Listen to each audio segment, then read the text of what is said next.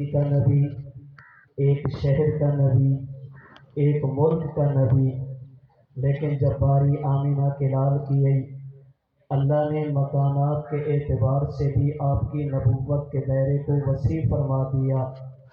آپ زمین سے لے کر آسمان تک، مشرق سے لے کر مغرب تک، شمال سے لے کر جنوب تک، تحت الثری سے لے کر سدرۃ المنتہا تک، فرش زمین سے لے کر عرش بری تک، دنیا سے لے کر قبر اور برزخ تک، برزخ سے لے کر آخرت تک، تمام مکانات کے نبی بنا کر بھیجے گئے۔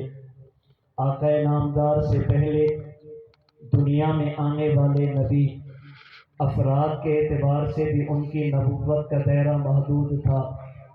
ایک قوم کا نبی، برادری کا نبی، خاندان کا نبی، لیکن جب باری آمنہ کے لال کی گئی، اللہ نے آپ کو افراد کے اعتبار سے بھی نبوت کا دائرہ وسیع عطا فرمایا۔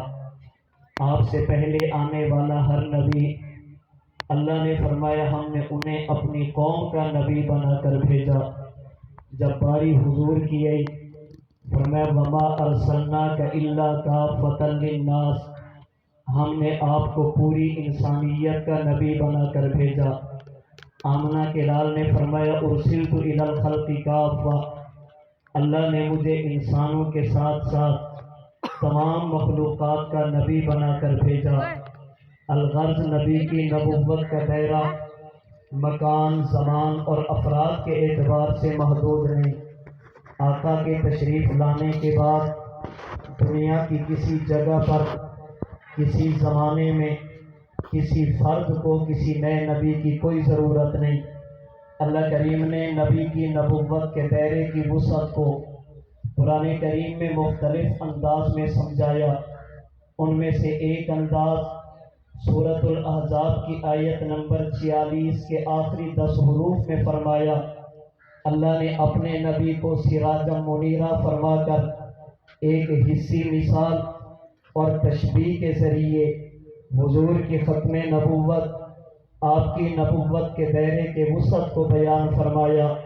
حکیم الاسلام قاری محمد طیب قاسمی رحمۃ اللہ علیہ فرماتے ہیں، اللہ نے اپنے نبی کو سراجا منیرا کہہ کر انسانیت کو 3 باتیں سمجھائی۔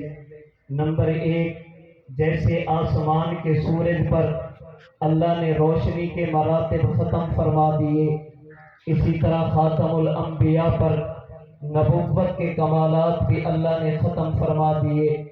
جیسے آسمان پر نکلنے والے سورج کے بعد کسی قسم کی روشنی کی ضرورت نہیں رہتی، آمنہ کے لال کی نبوت کا سورج طلوع ہونے کے بعد بھی کسی قسم کی ذلی، بروزی، تشریعی، غیر تشریعی نئی نبوت کی ضرورت باقی نہیں رہتی۔ اللہ نے دوسری بات سمجھائی، میرا نبی فقط آسمان کے سورج کی طرح روشن نہیں، بلکہ آپ کائنات کو روشن کرنے والے ہیں، آپ لوگوں کے دلوں کو بدلنے والے ہیں۔ اللہ نے تیسری بات سمجھائی، میرا پیغمبر ایسا ہے جن کی نبوت کے بعد نبوت تو نہیں، لیکن جو بندہ نبی سے جتنا قریب ہوتا جائے گا، میرے نبی کی صفات میں سے سوائے نبوت کے باقی صفات اس کے اندر منتقل ہوتی چلی جائیں گی۔ اللہ نے ان 3 باتوں کو سمجھانے کے لیے اپنے نبی کو سراجا منیرا کہا۔ قاری صاحب نے مزید وضاحت کی، جیسے آسمان پر جب تک سورج نہ ہو اندھیرے ہوا کرتے ہیں، ان اندھیروں کو ختم کرنے کے لیے انسان روشنیوں کا انتظام کرتا ہے، اور روشنی کے بارے میں ضابطہ یہ، ایک مکان کے لیے لائٹ الگ، دوسرے مکان کے لیے لائٹ الگ ہوا کرتی ہے۔ ایک لائٹ ایک جگہ کے لیے کافی، لیکن جب آسمان پر آفتاب اور سورج طلوع ہو جائے وہ پوری کائنات کا ایک ہوا کرتا ہے۔ اسی طرح حضور کے آنے سے پہلے ظلم اور شرک کے اندھیرے تو تھے، انہیں ختم کرنے کے لیے اللہ نے نبی بھیجے، لیکن ان انبیاء